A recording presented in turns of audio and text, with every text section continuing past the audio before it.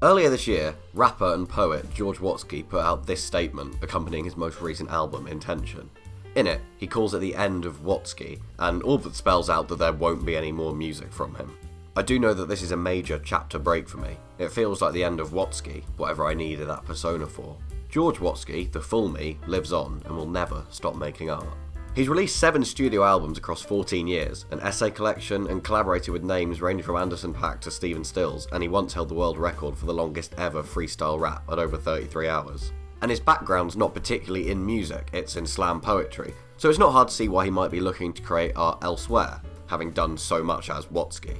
So if this does indeed spell the end of his music career, then I thought it'd be nice to take a look at what, in my opinion, stands out as the gem of his output, the 3-part, nearly 11.5-minute epic, Tiny Glowing Screens.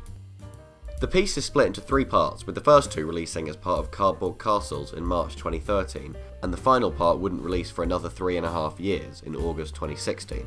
Despite this, they were all produced by the same man, Kush, Mody, and he's credited as a writer on the 3rd part, so it's worth giving quite a bit of credit to him as well for the songs. It was 4 years between the beginning and end of the Complaint, Placement and Intention trilogy, so this is nothing new for Watsky. It's not his most popular work or even necessarily his best, but I think that across the 3 parts it gives a pretty broad look at what he's about. Part 1 is in the same vein as much of his earlier work, Part 2 harkens back to his days as a slam poet in the Bay Area, and Part 3 shows how much the music side of it has progressed in the 3 years between the first and the last part. Part 1 is based on 3 chords, E, G major 6 and F sharp 7 add 11, with the occasional A add 9 added in. This harmony is very guitaristic, with the same open E shape being slid between the open position, 3rd fret, 2nd fret and 5th fret. This is pretty common in a lot of guitar-based music. You see the same thing in songs like Nice Dream by Radiohead or Devil on the Wall by Miles Kennedy.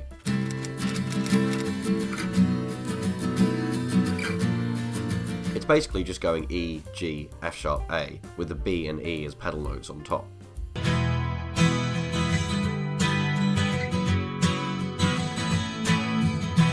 Throughout the song, it's basically just Watsky's rapping, a female backing vocal, bass, drums, acoustic guitar, strings, and some very trebly synths or sound effects.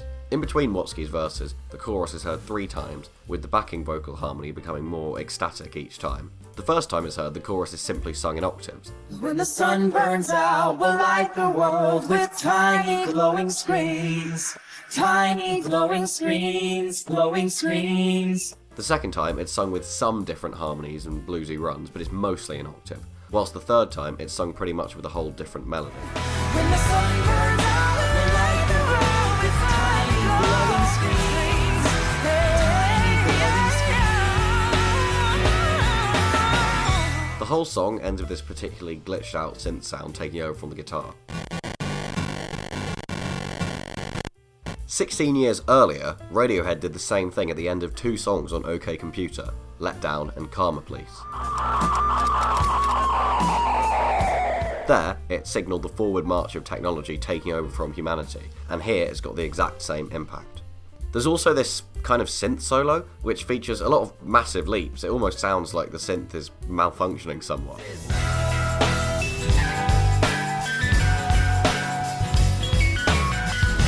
This works well in the context of the song, talking about a world ill with its addiction to technology. Part 1 is ostensibly about technology, and it's kind of just saying get off your phone, which isn't exactly the most groundbreaking of messages, even if there's a lot to be said for it. But the whole song, all 3 parts, is about being small.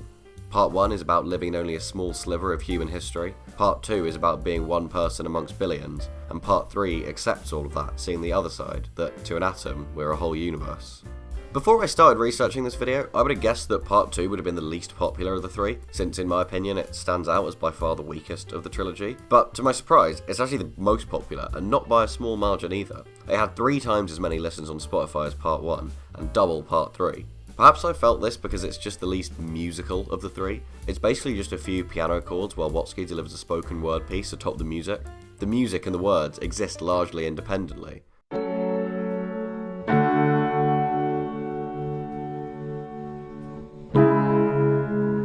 It could pretty easily exist without the piano at all. Saying this, Watsky's delivery on Part 2 is probably the best out of the 3 parts. The exasperation and desperate despondency on "and then where would we be? No frozen dinners and no TV." Again, and then where would we be? No frozen dinners and no TV, and is that a world? All the way to nearly breaking down in tears by the very end of the song is the most emotional delivery by Watsky on any of the 3 parts.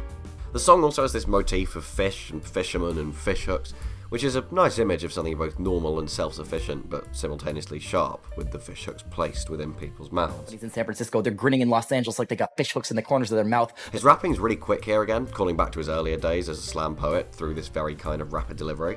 Part 3, and my favourite part, is at the exact same tempo as the first part, bookending the piece neatly. It uses far more dramatic and orchestral instrumentation than the first 2 parts. Where they had used pianos, guitars, basses, Part 3 uses more brass, synths, strings, and layered vocals. It's also much more reliant on sound effects like cars and horns. The song is far more optimistic than the first 2.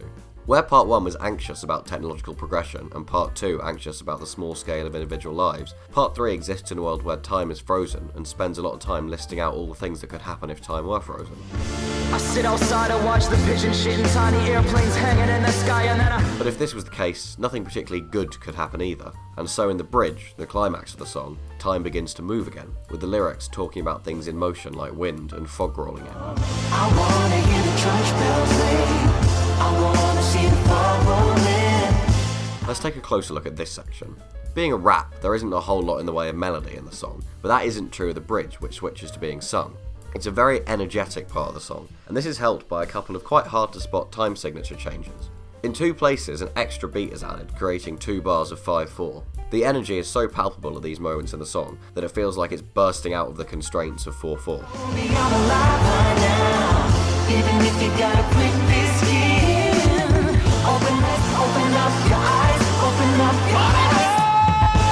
The first of these 5/4 bars sees the brass, which had previously just functioned as a powerful bass, launch up to play in a higher register too, alongside the vocals moving out of unison for the only time in the bridge. In the 2 bars where Open Up Your Eyes is being sung, heavy syncopation in the drums and vocals make the music feel as if it's almost losing its sense of time, especially with the triplet fill in the extra beat of the bar. Open up your eyes, open up your eyes. There's also a little harmonic change here. The chorus, up to this point, has been in D Dorian, with the B and G major being the natural 6. However, here we get a mixture of Aeolian and Dorian, with the flat 6 of B flat in the B flat chord, and the natural 6 of B natural in the G major chord. Open up your eyes, open up your eyes, open up your eyes. This movement between 2 major chords a minor third apart is also the most noteworthy harmonic aspect of Part 1.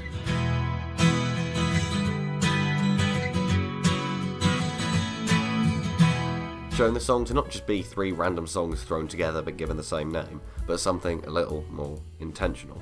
That's pretty much all I wanted to say about the song. So if you enjoyed this video, do make sure to subscribe, as I've got some really cool videos coming up soon, like one on music and architecture, and another one on the band Big Star. And also please do leave a comment, because I always love hearing what you guys have to say about these videos. And see you next time.